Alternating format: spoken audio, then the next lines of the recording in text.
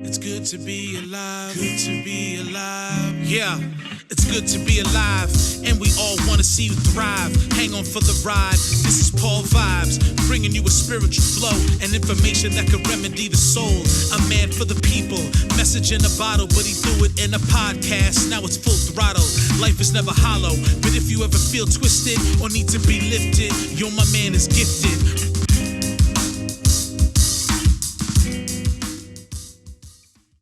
Hello everybody, Paul Vibes here. Welcome to another episode of the People's Podcast. We got Eddie Rivera back on the show. Welcome, sir. Hey, let's be here. For those who don't know, we just filmed and uploaded an episode where we talked a lot about this amazing program for the special needs community. So if you want to learn more about that, and even if you don't have somebody in the special needs community within your life, there's also ways to support this great initiative that they started. But in this segment, we're going to be talking about business, entrepreneurship, pivoting. And you're somebody who's dabbled in a lot of different businesses. I have. And it's not always easy. I can tell on your face that you're like, oh man, do we want to talk about the good moments or the bad moments or both? You know what? We can talk about this in a little bit, but even failure, you can find success in failure, right? Yes. So that's a great learning experience. I've fallen on my face hundreds of times. You almost no.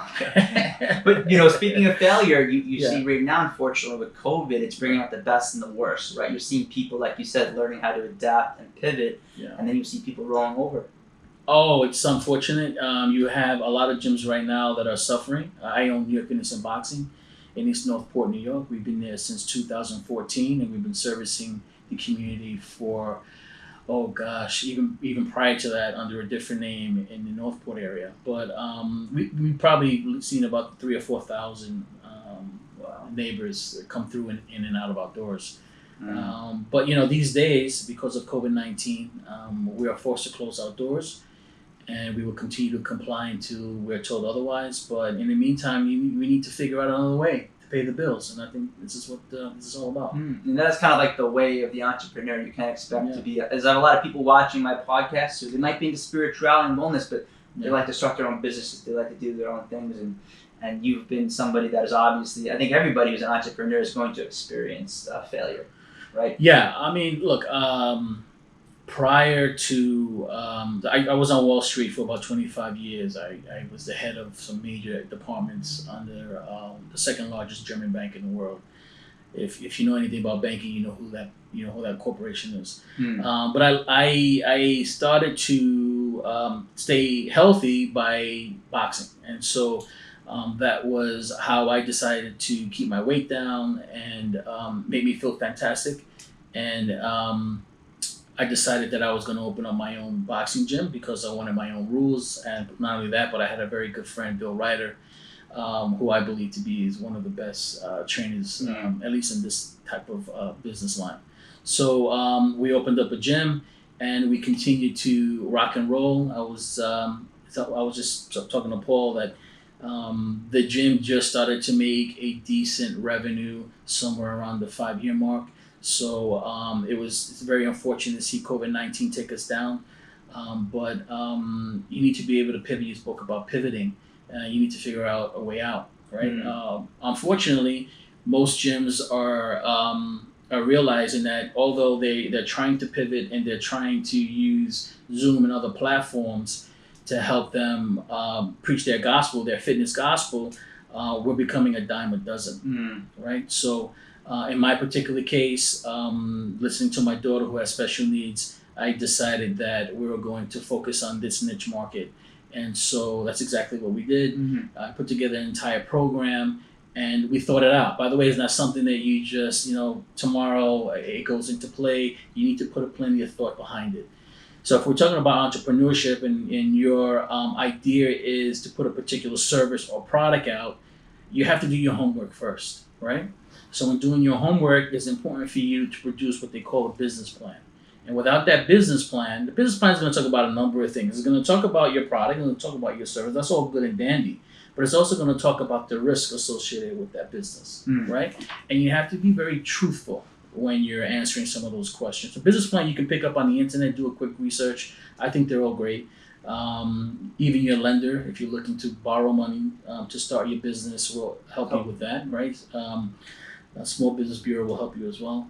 But really, it's your answers to the various questions that are embedded in that business plan that will either allow you to move forward or decide to pivot and do something else. And so it was no different when working on the special needs program. I needed to first know that whether or not there was a need for it. Second, could I afford it? And could I get a ROI, return on equity, on my investment? Without that business plan, you're going to fail. So make sure you get that done. And just so people know, as I mentioned earlier, we have a whole segment where we talk about that special needs course, a class that you offer, which is amazing. I highly recommend you check it out. I don't know how we fit that much into 17 minutes. After I went and checked, it's great content, and that's what I like about Eddie is I feel like whenever we have a conversation, it's going to be action packed. I want to ask you, for especially young adults in today's world, people in my generation that grew up with technology, everything's online. This move to Zoom and online isn't as challenging as it might be for other people, which is one thing that we have on our side. What is something that you would say of a young adult like myself is sitting right next to, which I am? What advice would you give to the young adult population that want to slowly get into the entrepreneur business, start something of their own, try something different? They maybe don't want to go the route of going to college, or maybe they do, but they want to do a side hustle. What would you say to someone like that? I say, if you're going down this route, you have to appreciate who you are. Owning your own business, it's not for everybody. I mean, you have to know, and you have to have the drive in you to push yourself forward, right? You're waking up sometimes at 7 o'clock and then going to sleep at 10 and 12 o'clock is very much part of entrepreneurship, right? You're not going to have the funds to hire a bunch of people to help support you. A lot of these things you have to learn on your own. So educate yourself. That business plan is going to be key to your startup, right? You may find that you're going to need, not in every case you're going to need money to start that dream, right? You can get it going, but you need to protect it. So if you do have a particular product in mind, make sure you protect it, right? That's called intellectual property. So you have to make sure you protect that intellectual property because another person can swipe that from under you. So there are some steps to take and that you need to protect yourself with. But as long as you educate yourself, as long as you feel like you have the personality that is, we spoke about this earlier, you need to be borderline obsessed with the idea. If you're not borderline obsessed with your product or service, this is not for you. Because it's going to sap energy and time equity from you for sure. We always see the Shark Tank and people in these different types of shows when they find out that the person's, I'm doing this on the side, and I have to, they're like, well, we need you, if we're going to invest, I need you to be 150%. That's right. And I'm admitting right now with my podcast, I give it 100%, but it's not 100% of my life, truly, because I have other things going on. But I think being honest, I'm honest about that. You have to be honest. And I'm not lying and saying it isn't, because I am in school, I have a son, I have this, but I still, when I do work on this show, I am giving it 100%. And I want to get to the point where I'm doing this show 100%, I'm doing the speaking, and I'm done with school. Sure. So I, in a way, have a mission plan, a mission statement for my life, a vision plan. I agree. And I think that's a great way of attacking this. The other thing is you need to try and figure out, how do you measure success? In your case, with the podcast, you're saying these are the things I'm accomplishing. And for you, that may equal success. But for others, success will come in the form of revenue generation. Is it enough for me to pay my bills and support my family? And until I'm there, I'm not successful.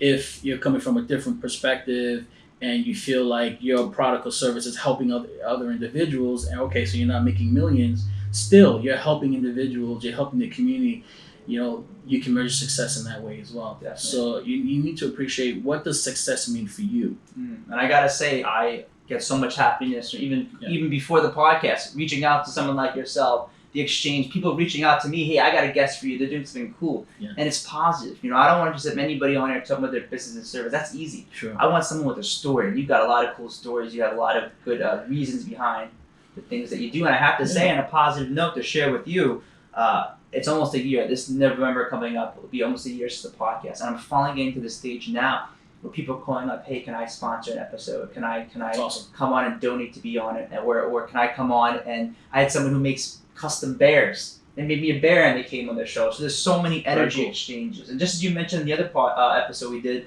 about how there's many ways people can support the gym. It may not be just enrolling. There's other ways supporting people. Absolutely, and word of mouth is always key for me, for any business for that matter. Being referred by another individual is awesome. Using your social media platforms to help boost our website and our likes, that's huge. So it doesn't necessarily have to be monetary based. So part of my entrepreneurship, although I do own the fitness and boxing, and it does okay, and it was doing okay up until COVID-19. One of the other products that we invented is called the Aqua Training Bag. Yeah. So that came out of the love of boxing, right? I just realized that the typical cylinder bag that you see right now in your gym wasn't really fit for purpose for those that just wanted to get a good cardio training. The cylinder bag is synonymous with what they call hard spots. So that's these cylinder bags are filled with sand, and over time they create these hard spots. Sand just condenses, and you can really hurt yourself. And it really didn't do very well with my customers. Many of my customers were hurting themselves. Well, I have to tell you, I've had bags of those where I can show you in the basement. It rips open, the That's stuff right. comes out, or all the stuff goes in one. You hit one place, you feel like you can't train for a week. It's horrible. It's not good for business, especially when you're doing big group classes like we were doing. No. I needed something that was much more forgiving. There really wasn't anything out there, so we created our own. And so that's how the Aqua Training Bag was came into fruition. And now it's the Smart Bag, right? So everything has to evolve. Or at least in my world, I always need to make sure that my product and my services evolve. And so now we have the first Smart Bag made in the United States and now the world. So if you want to check that out, go to aquatrainingbag.com. Listen, I need to know if I hope when I have you, not if, when I have you on in the future, I want to get one back here. Oh, yeah, and I'm going to pimp it out in like funny stuff. And if you don't mind, That's fun. we got to work something out. Put it on the spot. I'm going to put like a hippie shirt and like a peace sign and make it fun. Love it. Make it me. So when people come on the show, just as I have stuff, custom work from different people. What's that bag? What's that? That's awesome. And I want you to know, and I want to say it now, is I would love to keep promoting your guys' business, especially because of the work that you do with the special needs community. And Awesome. besides that, you have people that are supporting families that are putting food on the table. It's not just supporting the food pantries, all great, but you also have to put food on your staff's family and your family's plate. And Yes. you seem like somebody, I can tell if someone works for you, you take care of them. You look like someone that I hope that you're able to keep your staff and to do the best that you can. And you seem like I'm loyal Like that way, right? I'm can loyal tell. that way. Yeah, I'm definitely loyal that way. You give me your time, you give me your effort, you give me your dedication, you're gonna get it right back from me. So I'll support you through and through for sure, almost to a fault. But my main goal is, and I do this with business. How do I want to be treated? And so I use those same values when I treat when I hire people and when I manage people as well. As they say, treat others the way you want to be treated. And Yeah. as a social worker, I learned, and you may have heard this saying, don't just treat people the way they want to be treated. Ask them how they want to be treated. Because you might, someone from a different culture, you're talking about before with the Spanish culture, different things. That's right. It's one thing that may mean something in the Spanish culture, might mean something different in the Asian culture. So always ask. If you have a staff or someone, and as an entrepreneur, when I thought when I was giving talks at schools, I go to the schools and say, this is what I offer.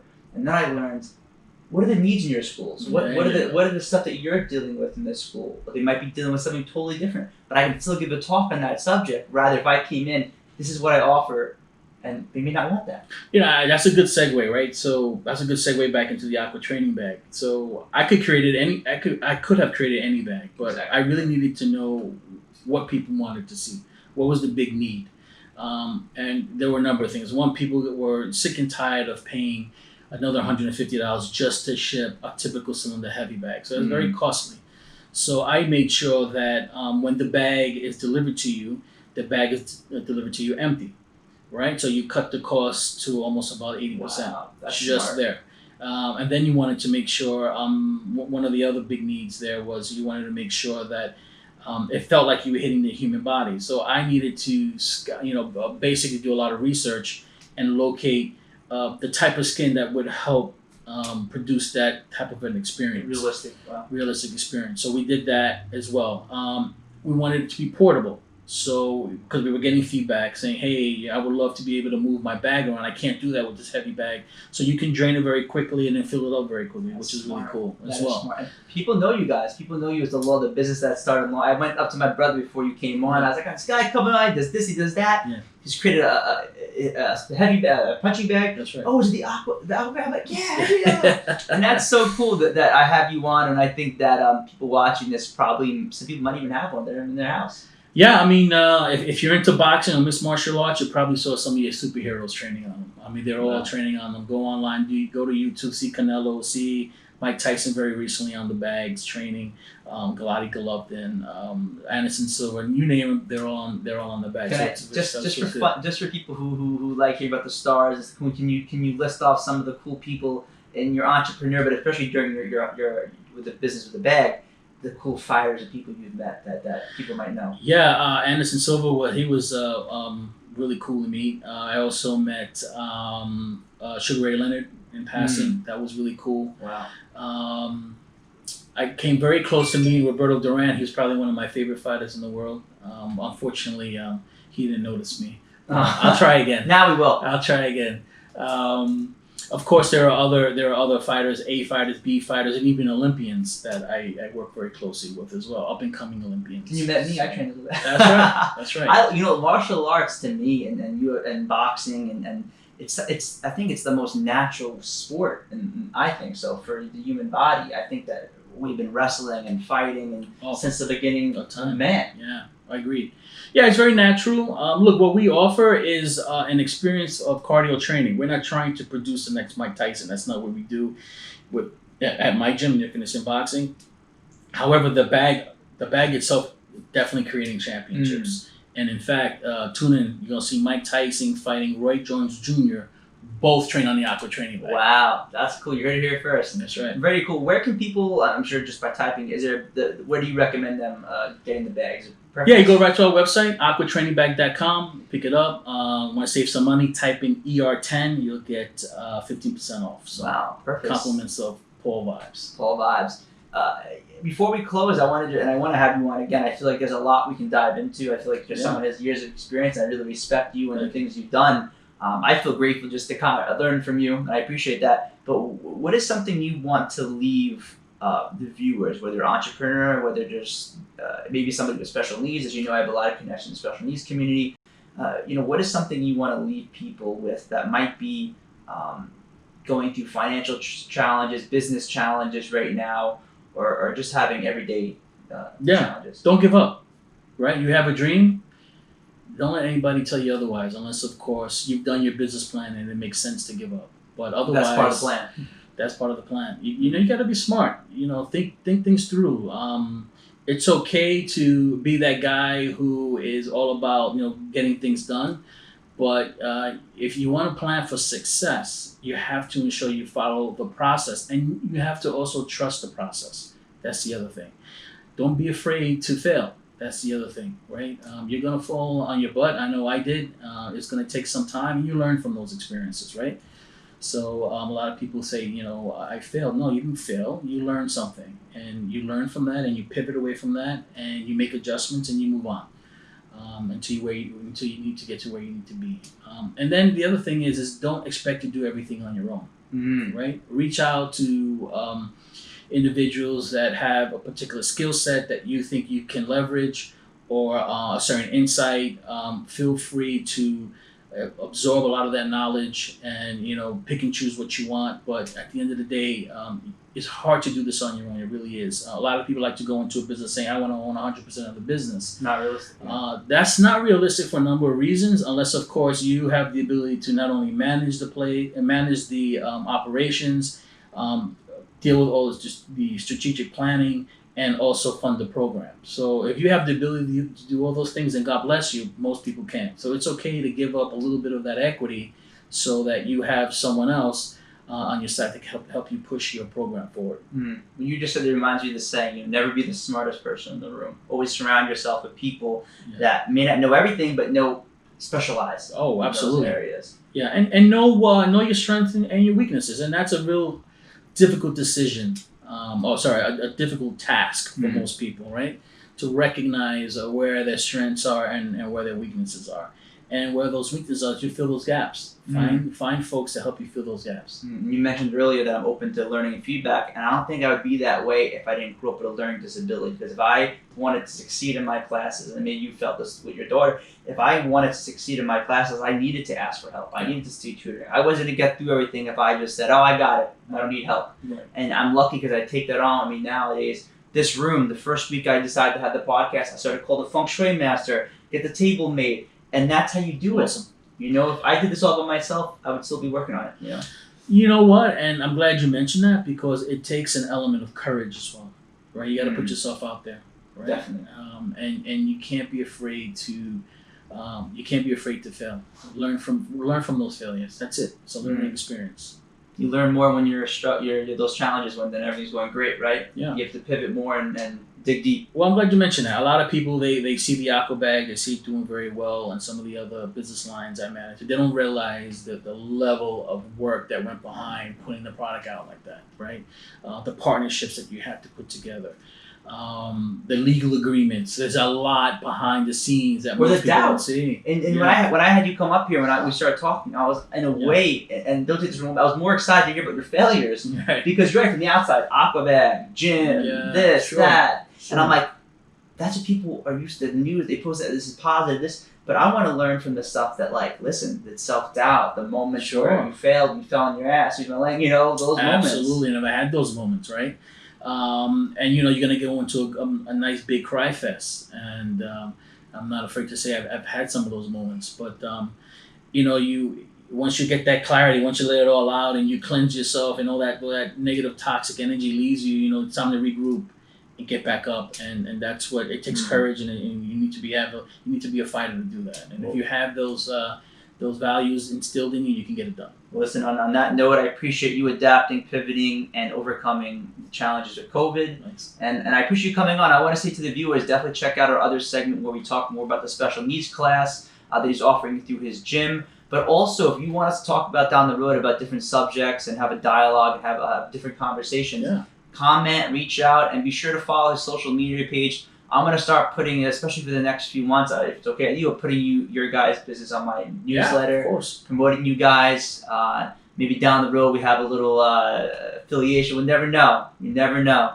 All right? Smart thinking. Yeah, right. I learned from him. This is his idea. Have a great day, everybody. Send you all good vibes. Thank you, Eddie, so much for coming on. Same. Peace. Cheers. Cheers, buddy. Man, listen, I really enjoyed that. Message in a bottle, but he threw it in a podcast. Now it's full throttle. Life is never hollow. But if you ever feel twisted or need to be lifted, yo, my man is gifted.